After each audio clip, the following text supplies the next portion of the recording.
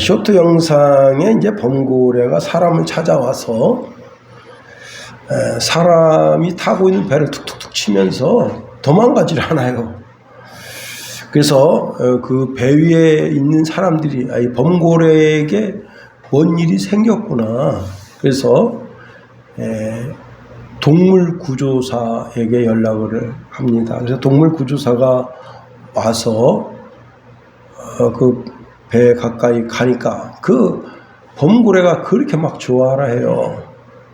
그래서 이제 범고래를 쫓아가니까 사람이 쳐는 그물에 범고래 한 마리가 걸려서 괴로워하고 있습니다. 그래서 동물 구조사가 쫓아가서 그 그물을 잘라주니까 이 배가 항구로 들어갈 때까지 쫓아왔어요. 죽어가는 자기 형제를 살렸다. 우리 예수님은 우리 영혼의 구조사로 오셨습니다. 누구든지 예수를 주와 그리스도로 영접하면 그 영혼이 살게 하셨다는 거예요. 예수님은 수많은 전도자를 불러서 사명을 주십니다. 너희는 가서 모든 민족을 제자로 삼아 아버지와 아들과 성령의 이름으로 세례를 베풀고 내가 분부한 모든 것을 가르쳐 지키게 하라 말씀을 하십니다. 자, 이렇게 수많은 전도자들을 통해서 온 세계 예수 그리스도를 알지 못해서 죽음을 향하여 인생의 길을 가고 있는 그들에게 예수께 와서 영생을 얻으라고 복음을 전하지만 그들은 손사래를 칩니다. 나는 밭을 샀어요. 그래서 밭에 한번 나가봐야 되겠어요. 나는 소를 샀는데 5마리나 샀습니다. 그런데 어떤 소가 힘이 세고 어떤 소가 힘이 약한지 그걸 시험해 보려고 하는 날이 바로 오늘이에요. 참 못 가겠어요. 제가 장가 들었네요. 율법사에 의하면 장가든 사람은 1년 동안 집 밖에 나가지 말고 아내를 즐겁게 하라 했는데 제가 어떻게 그 말씀을 어기고 그 잔치에 참여하겠어요 하고 다 손사래를 치면서 만왕의 왕이시고 만주의 주이신 예수 그리스도의 초대를 거부합니다. 예수님이 한 번도 화를 내신 적이 없는데 그때는 그 얼굴에 분노가 가득하고 그 언어가 분노의 언어예요. 전도자들에게 명령을 합니다. 빨리 시내와 거리와 골목으로 나가서 가난한 자들과 몸 불편한 자들과 맹인들과 저는 자들을 데려오라. 그러니 전도자들이 나가서 그 말씀대로 이제 가난한 사람, 몸이 불편한 사람, 맹인, 저는 사람을 데려다가 그 잔치자리를 채우는데 잔치자리가 반도 안 찼어요. 그러니 우리 영혼의 주가 되시는 예수님이 다시 말씀하십니다. 길과 산울타리로 가서 사람을 강건하여 데려다가 내 집을 채우라. 내가 너희에게 말하노니 전에 청하였던 그 사람들은 하나도 내 잔치를 맛보지 못하리라 하십니다. 여러분, 우리가 지금 교회당에 나왔는데 교회당에 나온 것은 천국 잔치 자리에 온 거예요. 우리가 이 시간에 천국 잔치를 하고 있는 겁니다. 주님의 집에 와 있다, 천국 잔치 자리에 참여하고 있다라고 하는 거예요. 예수님께서 벳바게라고 하는 곳에서 예루살렘 성을 향하여 가십니다. 그때 당시에 이제 나귀와 어린 나귀에다가 제자들이 옷을 벗어서 옷을 펴고 많은 사람들이 종려나무 가지를 꺾어서 길에다 펴고 심지어는 자기 옷을 벗어서 길에다 폈습니다. 그렇게 약 2km 정도 올라가는 그 어간에 헌신과 찬송과 간구와 기도가 드려지면서 거기가 노상 예배가 됐다 하는 겁니다. 당시 예수님을 따르던 무리는 약 300명쯤 되었는데 이 사람들이 예수님과 함께 가면서 길에다가 자기 옷을 벗어서 펴고 종로나무 가지를 꺾어서 길에다가 펴고 작은 나무 가지를 흔들면서 목청껏 이렇게 찬양합니다. 호산나 다윗의 자손이여 찬송하리로다. 주의 이름으로 오시는 이여 가장 높은 곳에서 호산나라고 찬송했습니다. 예수님은 이 찬양을 받으시고 매우 기뻐하십니다. 그리고 이 거룩한 300인의 무리와 함께 하시는 예수님. 그때 바리새인 예수님께 쫓아왔어요. 그리고 이렇게 말합니다. 선생이여 당신들의 제자들을 책망하소서. 예수님이 낙이 타고 올라가는 그 입장에서 그 바리새인들을 바라보면서 이렇게 말합니다. 내가 너희에게 말한다. 만일 이 사람들이 침묵하면 돌들이 소리 지르리라 하십니다. 여기 돌들이 소리 지르리라 라는 구절에 우리가 주목해 봐야 됩니다. 돌들. 여러분, 요한이 요단강 강가에서 세례를 베풀 때 많은 사람이 나왔습니다. 그때 군인, 세리, 사두개인, 바리새인. 그때 사두개인과 바리새인들이 예수님께 나올 때 그들을 향해서 세례 요한이 이렇게 말했습니다. 독사의 자식들아, 누가 너희를 가르쳐 임박한 진노를 피하라 하더냐? 그러므로 회개에 합당한 열매를 맺고 속으로 아브라함이 우리 조상이라고 생각하지 말라. 내가 너희에게 이르노니 하나님이 능히 이 돌들로도 아브라함의 자손이 되게 하시리라. 예수님이 이 돌들이 소리 지르리라 이 말씀하신 것은 요한이 요단 강가에서 너희들이 정말 회개하지 않고 뻣뻣하게 교만하게 하나님 앞에 빗대어 선다면 하나님께서는 돌들이 하나님의 백성 되게 하신다. 다시 말하면 이 돌들이 소리 지르리라 라고 하는 말을 들었던 사람들은 돌들? 그러면 탁 생각나는 게 뭐예요? 요단 강가에서 요한이 외쳤던 그 말씀.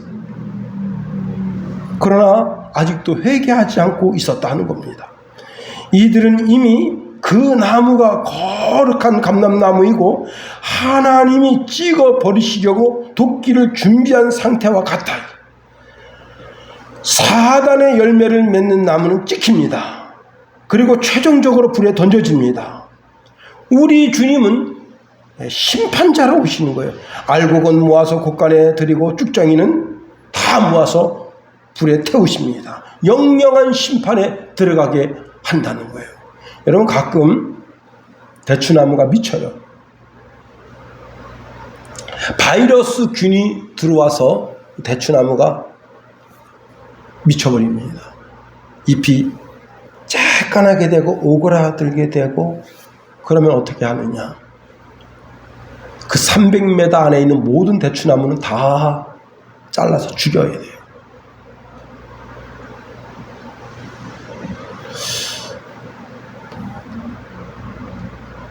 그렇지 않으면 어떻게 되느냐? 그 주변에 있는 다른 대추나무도 다 병들어버려요. 그럴 때 농부는 가차없이 도끼를 갖다가 톱으로 갖다가 그 대추나무를 잘라버리는 겁니다. 그래요. 농부는 최상급의 대추를 딸 것을 기대했는데 대추도 열리지 않고 나무도 망가졌어요. 그리고는 이제 예수님께서 예루살렘을 향하여 올라가시는데 어느 정도 올라가시다가 예루살렘 성을 바라보시면서 애통해 하시면서 아주 그냥 크게 대성통곡하면서 우셨어요. 그리고 이렇게 말씀하십니다. 너도 오늘 평화에 관한 일을 알았더라면 좋을 뻔하였거니와 지금 내 눈에 숨겨졌구나. 날이 이르게 된다. 원수들이 토툰을 쌓고 너를 둘러 사면으로 가두고 또 너와 및 그 가운데 있는 내 자식들을 땅에 메어 치며 돌 하나도 돌 위에 남기지 아니하리니 이는 내가 보살핌을 받는 나를 알지 못함을 인함이니라. 그 성을 바라보시면서 그렇게 애통해 하시면서 우셨어요. 그리고는 이제 예수님과 그 300인의 사람들이 예루살렘 성 안에 들어가게 됩니다.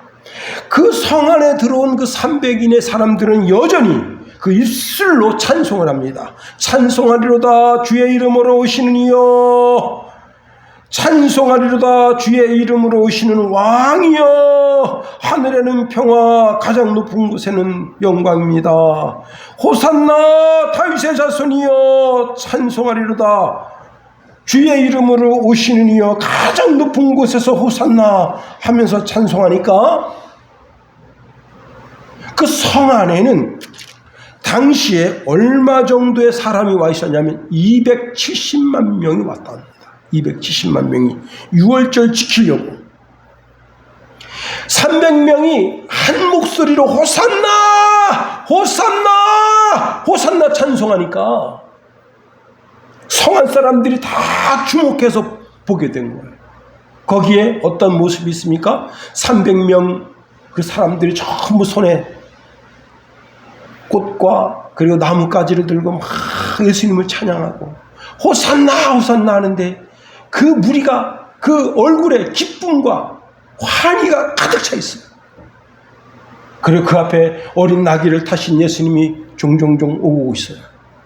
그런데 갈릴리 지방에서 온 사람 그리고 유대 지방에서 온 사람들은 예수가 누군지 알아. 저분이 보통 분이 아니라는 사실을 알고 있습니다. 그러나 예루살렘 성 안에 있는 사람들은 예수님의 정체를 잘 몰라요. 그래서 바리새인 가운데 한 사람이 이렇게 질문을 던졌습니다. 이는 누구냐? 이 사람 누구야? 온 성 사람들이 찬송과 영광과 존귀를 올려드리는 저 사람 누구냐? 할 때 한 사람이 답을 줬습니다. 갈릴리 나사렛에서 나온 선지자 예수다 하는 것이 오늘 본문의 배경입니다. 주석가들에 의하면은 예수님이 당시 지금의 성 스데반 문으로 들어오셨는데 그 문은 북쪽에 있는 문이라고 합니다. 메시아는 북쪽에 있는 문을 통해서만 오신다. 그렇게 성경에 예언되어져 있다고 하는 거예요. 당시 6월절 큰 명절을 지키기 위해서 각 도시, 각 성, 전 세계에서 270만 명에서 300만 정도의 사람이 예루살렘 성 안에 와 있었는데 이 성은 극도로 혼란스러운 상황입니다.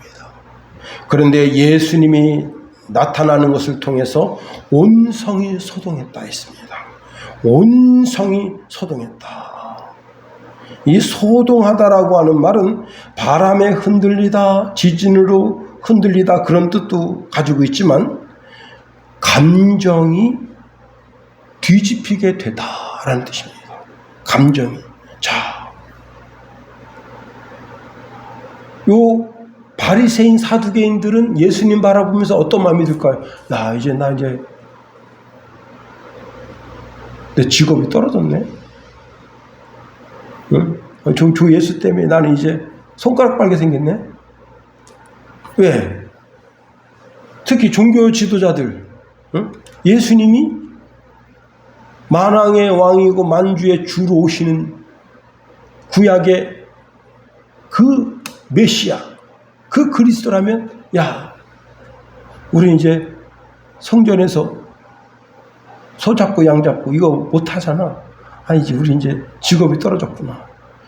그리고 예수님이 그리스도로 메시아로 오신다면 이 지금 바리새인들은 야, 이제 우리는 종교적, 이 정치적인 그런 지도자의 맥락을 잃어버리는구나. 백성들은 어떻게 생각합니까? 야, 드디어 메시아가 나타났구나. 이제 정말 나라가 회복될 때가 됐구나. 그 다음에 거기에 로마 군인들이 와 있습니다. 로마 군인들은 뭐예요? 야, 이거 밀란이 일어나는 거 아니야? 우리는 겨우 말이지 몇만 명, 응? 군대가 몇만 명밖에 안 되는데, 야, 이 300만 명이 움집해가지고 우리를 쳐들어오면 우리 다 죽는 거 아니야? 이런 절박한 상황이 일어났다는 겁니다. 이는 누구냐, 이게? 이는 누구냐? 로마 군인들이 바라보는 예수는 누구냐? 바리새인들이 바라보는 예수는 누구냐? 사두개인들이 바라보는 예수는 누구냐? 군중이 바라보는 예수는 누구냐? 우리가 오늘 본문에 있는 말씀을 통해서 세 가지로 한번 살펴보는 겁니다. 첫 번째, 자, 오늘 본문에 보니까 예수님을 선지자라고 소개하고 있습니다. 우리 11절 말씀 다시 한번 읽어봅니다. 11절 시작. 무리가 이르러 갈릴리 나사렛에서 나온 선지자 예수라 하니라. 예. 당시 그 유대인들은요, 특히 예루살렘 성에 살고 있는 시민들은 그 자부심이 대단합니다. 이 예루살렘은 신의 도성이다. 이게 신의 도성. 예? 특히 이 예루살렘 성 안에서 매일같이 하나님께 제사가 올려지는 그 제사장들과 레위인들은 그 프라이드가 하늘을 찔러요. 그 프라이드가 교만함이 됐어요. 거룩한 성 도성에 살고 있다는 그 자부심이 어마어마합니다. 그런데 이 예루살렘 성 안에 사는 사람은 유대 땅에 살고 있는 사람들을 하대합니다. 깔보는 거예요. 어느 진영에서 왔든지, 유대 땅 어느 진영에서 왔든지 예루살렘 성 사람들은 벌써 옷이 반듯반듯하고 점잖고, 응?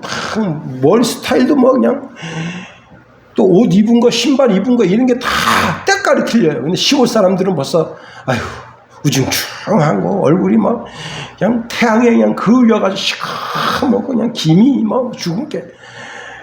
그래서 유대 땅에서 온 사람도 예루살렘 성 사는 사람들이 보면 에휴, 왜 사나? 그럴 정도예요. 그런데 이 유대 땅에 사는 사람들이 깔보는 사람들이 있습니다. 누구냐? 첫 번째는요, 사마리아 사는 사람. 인간 취급도 안 해요.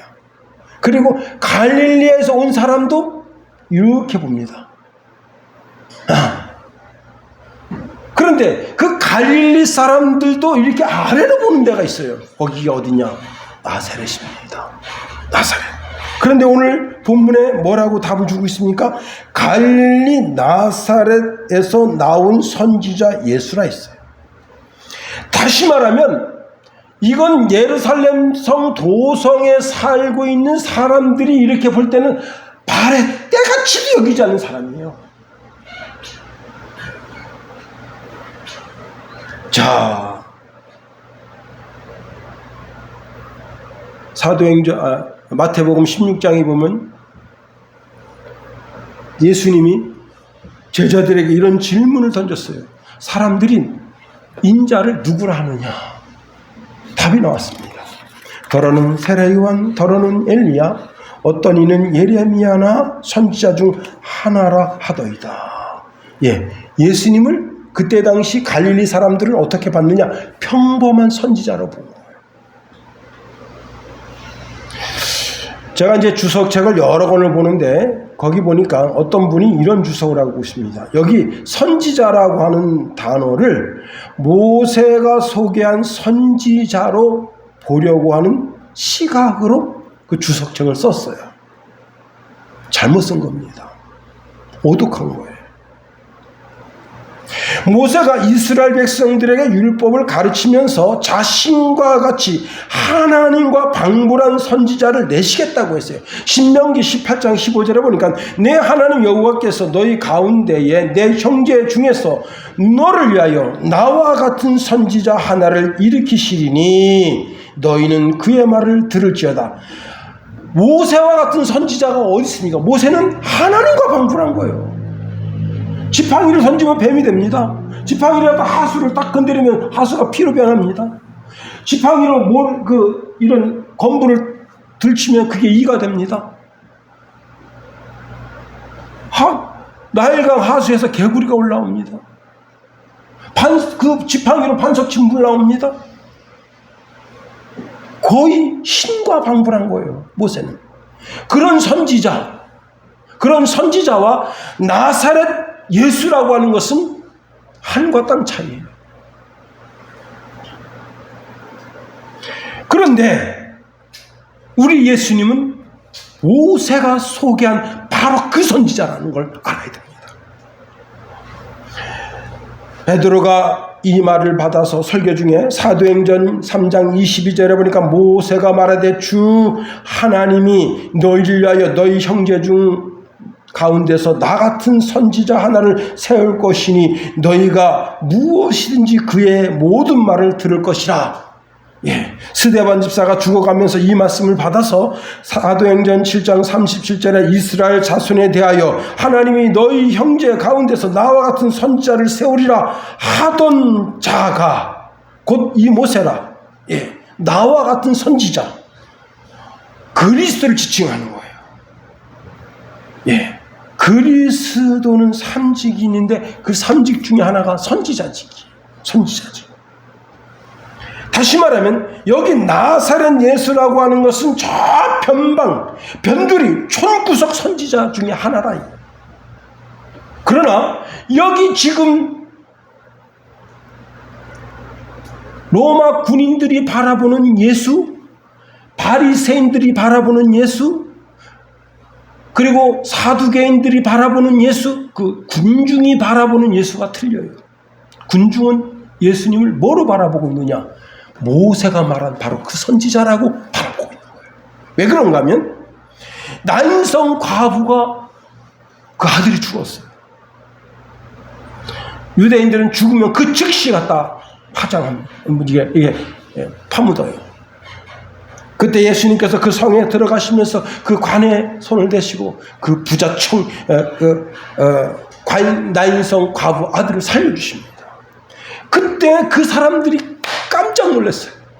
여직 선지자 중에 죽은 자를, 죽어서 완전히 숨이 끊어진 자를 살리는 그런 선지자가 여러분 구약의 엘리야. 그런데 이 살리는 정도가 아니에요.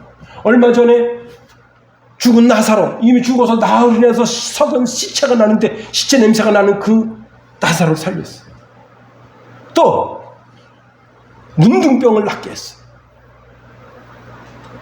그래서 이 대다수 갈릴리나 사마리아나 이 유대 여기서 온 대다수 군중들은 예수님을 그리스도로 보고 있다.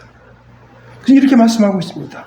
누가복음 7장 16절에 모든 사람이 두려워하며 하나님께 영광을 돌려 이르되 큰 선지자가 우리 가운데 일어나셨다 하고 또 하나님께서 자기 백성을 돌아보셨다 하더라. 그렇습니다. 여러분에게 예수님은 누구십니까? 여러분의 지혜가 부족하고 지식이 짧은 것에 대한 가르침을 주시는 선지자이신 그리스도로 보는 것이 우리의 신앙이 되어야 한다는 사실입니다. 두 번째로 예수님은 영원한 왕으로 오셨다는 거예요.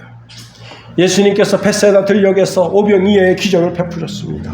당시 25,000에서 3만 정도의 사람이 거기에 운집해 있었어요. 장정만 5,000명이라. 그때 그 무리들을 다 먹이고 12바구니나 되는 떡이 남았어요. 이때 정치적인 마인드를 가지고 있는 사람들이 흑심을 가졌어요. 야, 예수님을 우리 분봉왕으로 세우면, 예수님이 축복 기도만 해주면 우리는 아무 수고도 하지 않고 매일같이 떡과 포도주 그리고 생선을 먹을 수가 있어. 그래서요, 요한복음 6장 15절에 보면 이러므로 예수께서 그들이 와서 자기를 억지로 붙들어 임금으로 삼으려는 줄 아시고 다시 혼자 산으로 떠나가시니라. 여러분, 모름지기 왕이란 가장 중요한 의식주 문제를 해결해야 돼요. 지금 중국이요, 실업률이 16살에서 24살 청년들 실업률이 20.8%래요. 중국 청년 5명 중 한 사람 실직 상태에 있다는 거예요. 그런데 보통 직장을 가졌다고 하면 한 주에 15시간 일하는 사람을 기준으로 한대요. 중국은 일주일에 1시간만 일해도 그 사람은 직업을 가지고 있다고 치는 거예요. 그러니까 이 중국에서 만들어낸 20.8%는 허점이 많다는 거예요. 여러분, 나라의 책임자, 대통령이나 총리나 주석이나 왕이나 누구든지 백성들을 먹여 살려야 되는 거예요. 그런데 갈릴리 사람들이 벳세다에서 이루어진 기적을 보고 예수님을 왕으로 세우면 자신들이 먹고 사는 문제가 해결되는 거예요. 왜? 계속해서 오병이어의 기적만 베풀면 되니까. 그런데 오늘 본문에 수많은 무리들이 예수님을 향하여 이렇게 말합니다. 호산나 다윗의 자손이여 찬송하리로다. 주의 이름으로 오시는 이여 가장 높은 곳에서 호산나라. 호산나가 뭐예요? 이제 구원해 주세요. 먹는 문제 해결해 주세요. 우리 입는 문제 해결해 주세요. 우리 마시는 문제 해결해 주세요. 당신은 우리의 왕이 되셔서. 이 호산나가 그 뜻이에요. 영적으로 보면 전혀 의미가 틀리지만 육적으로 보면 호산나. 이제 구원해 주십시오. 정치적인 문제를 해결해 주십시오. 지금 로마의 압제를 받고 있는데 로마의 압제의 문제를 해결해 주십시오. 일본과의 우리나라의 관계를 문제를 해결해 주십시오. 북한과의 문제, 중국과의 문제, 러시아의 관계 이런 문제 해결해서 무역이 잘 되게 해 주십시오. 호산나. 이제 구원하세요. 당신 우리 왕이 아닙니까? 여러분, 나라가 회복되기를 원해. 자, 정치적인 문제 속에선 이 로마 군인들이 이게 저들의 호산나가 되면 우리를 다 죽이고 로마에서 독립하는 거 아니야? 그런데 여러분, 예수님이 갈릴리 왕, 그것도 갈릴리 전체가 아니고 그 갈릴리 벳세다의 왕이 되보세요. 그 예수님 오신 목적이 아니잖아요. 예수님은 만왕의 왕이시고 만주의 주가 되기 위해서 오셨잖아요. 빌립보서 2장 9절에 보니까 하나님이 예수님을 최고로 높여서 높은 자리에 올리셨는데 모든 이름 위에 뛰어난 이름을 주시고 하늘과 땅과 땅 아래 있는 모든 만물이 예수라는 이름 앞에 무릎을 꿇게 하셨어요. 여러분, 계시록 19장 16절에 보니까 예수님이 입고 있는 옷에 뭐라고 써 있는가 하면 만왕의 왕 만주의 주라고 쓰여 있어요. 갈릴리 그 벳세다 속국 짝짝한 겨우 3만 명을 거느리는 왕이 되면 우리 왕이 되실 수가 없잖아요. 변방 중에 짝짝한 소국 3만 명 거느리면 여러분 군수 정도예요. 군수. 화천 군수 정도.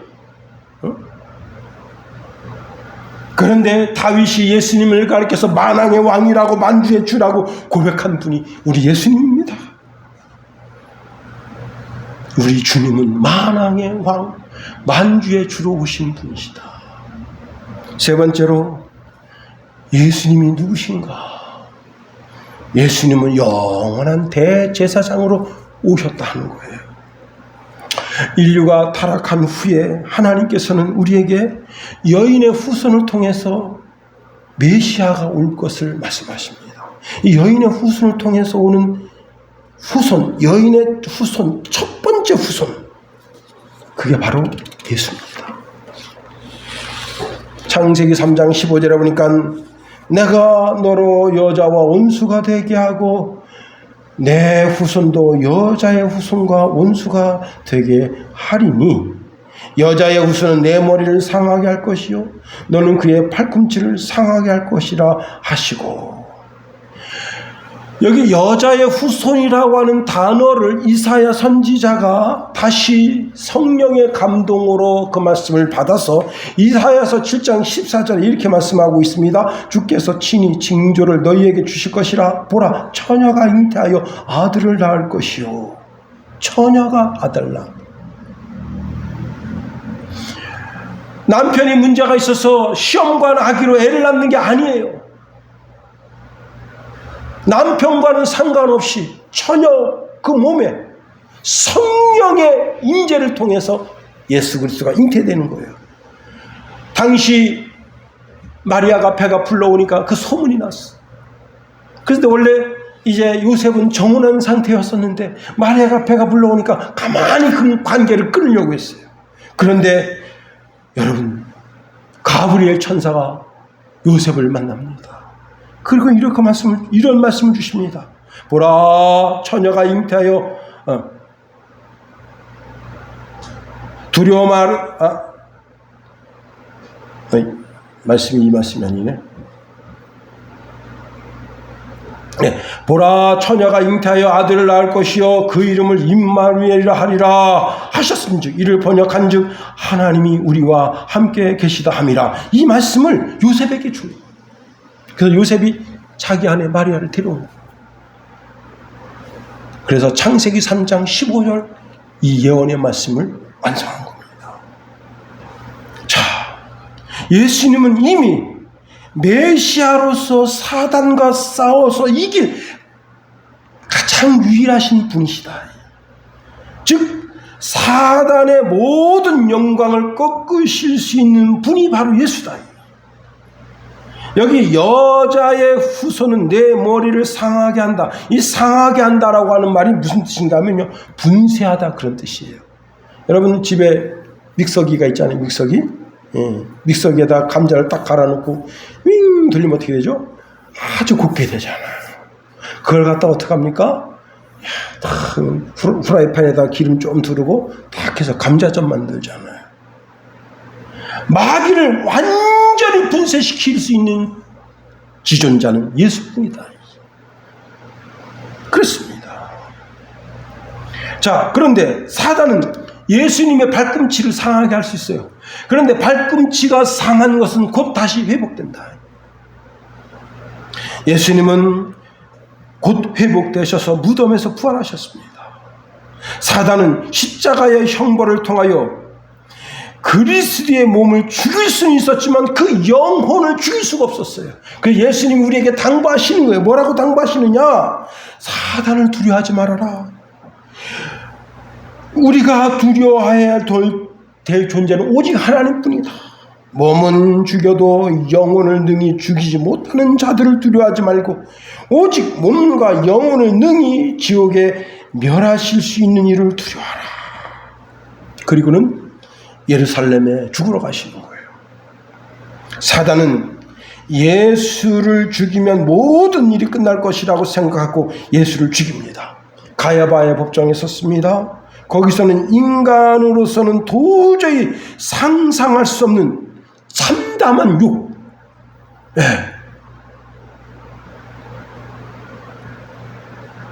인격적 살인을 당한 거예요. 거짓 증인을 세워서 예수님을 모함하고, 그리고는 이제 예수님이 빌라도의 법정에 옮겨지게 됩니다. 거기서 등가죽이 벗겨지고 가시관을 머리에 쓰게 되고, 여러분, 사탄이 점칠 때 점하는 자에게 뭘 보게 하냐면 관상을 보게 합니다. 관상. 이렇게 하는 게 여기 주름 생기잖아요. 이게 관상이에요. 네. 얼굴 전체를 봅니다. 아, 이 사람은 어떤 인생 되겠다.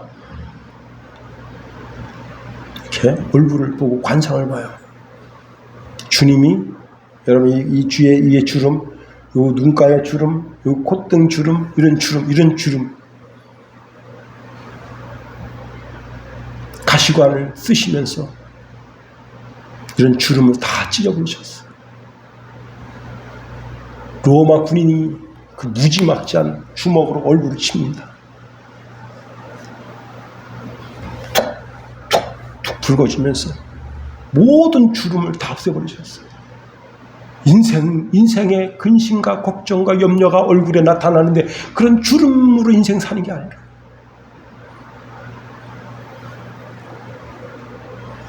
여러분, 이 관상이 다 아주 들어온 사람은요, 손금 보고 그 사람 인생 점쳐요. 그런데 손금 중에 제일 중요한 데가 어디냐? 여기에요. 예수님 여기에 못 박힌 거예요.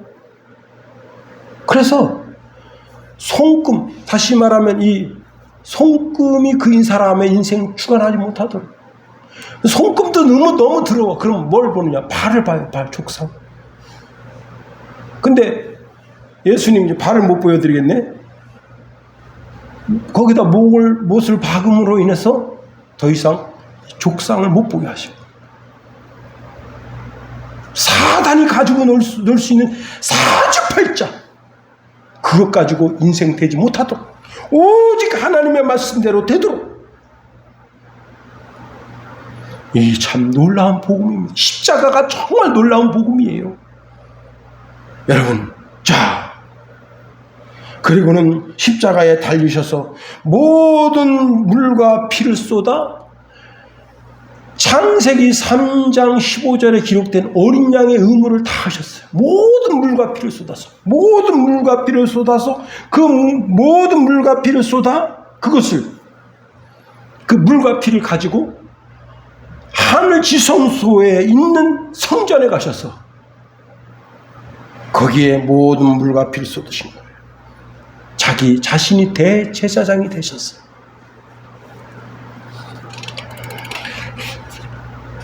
자, 이것은 히브리서에 보니까 사람의 손으로 지은 것이 아니고 이 세상에 속한 것도 아니랍니다. 그리스도께서 단 한 번 지성소에 들어가셔서 염소나 어린 양의 피, 송아지 피가 아닌 자신의 피를 가지고 지성소에 들어가셔서 우리를 죄에서 완전히 자유롭게 하셨다.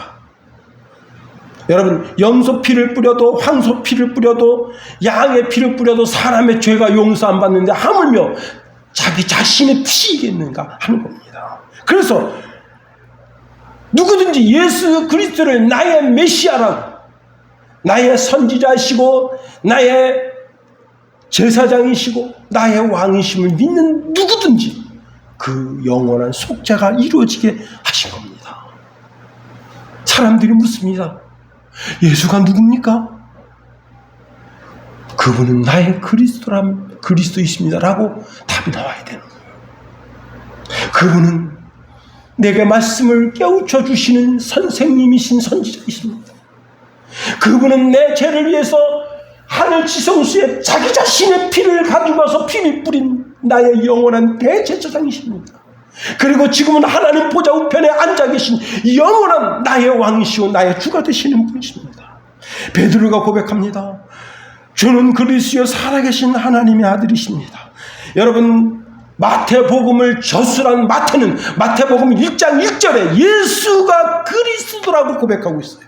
아브라함과 다윗의 자손 예수 그리스도의 계보다. 여러분, 대제사장이 예수님에게 물었습니다. 내가 너로 살아계신 하나님께 맹세하게 하노니 내가 하나님의 아들 그리스도인지 우리에게 말하라. 예수님은 자기 자신이 그리스도라고 말씀하십니다. 마태복음 26장 64절에 예수께서 이르시되 내가 말하였느니라. 그러나 내가 너희에게 이르노니 이후에 인자가 권능의 우편에 앉아있는 것과 하늘 구름을 타고 오는 것을 너희가 보리라. 여러분, 누가복음 2장에 보니까 시몬은 그리스도를 보기 전에 죽지 않겠다는 성령의 음성을 들었다는 겁니다. 마리아가 예수님을 당신은 그리스도이십니다라고 고백했습니다. 수많은 사람들이 예수님의 정체를 아는 거예요. 저가 누구야? 저 사람 누구지? 저 사람은 그리스도이십니다. 나의 왕이십니다. 나의 대제사장이십니다. 나의 선지자십니다. 여러분, 예수님의 정체를 아는 것이 이렇게 중요해요. 하나님이 우리에게 주고 싶어하는 최고의 복이 영생의 복입니다. 영생에 들어가는 것이 무엇이냐? 요한복음 17장 3절에 보니까 영생은 곧 유일하신 참 하나님과 그가 보내신 자 예수 그리스도를 아는 것이라. 예수가 그리스도인 것을 아는 것이 영생의 복이다. 요한일서 5장 20절에 보니까 또 아는 것은 하나님의 아들이 이르러 우리에게 지각을 주사 우리로 참된 자를 알게 하신 것과 또한 우리가 참된 자 곧 그의 아들 예수 그리스도 안에 있는 것이니 그는 참 하나님이시요 영생이십니다. 영생이 뭐냐? 예수를 하는 것. 예수님이 나의 선지자, 나의 그리스도, 나의 왕, 나의 주가 되시고 나의 영원한 대제사장이 되신 것을 고백하는 그것이 바로 영생입니다.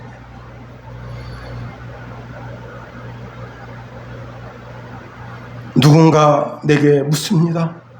예수가 뭐야? 왜 기독교는 예수한테 미쳐서 그래? 예수가 뭐야? 예수는 나의 그리스도이십니다 라고 답을 할 수 있어야 한다 하는 겁니다. 기도하겠어요. 하나님, 예수님이 나의 선지자시고 나의 왕이시고 나의 영원한 대제사장이심을 다시 한번 고백합니다. 주여, 예수님 때문에 참된 행복을 알게 하고 예수님 때문에 참된 영생을 받아 누리게 하고 예수님 때문에 인생의 기쁨과 즐거움과 희락이 있게 하시니 주여, 이 한 주간도 멋지게 달려가는 주의 신령한 백성 다 되게 하소서. 예수님 이름으로 기도합니다. 아멘.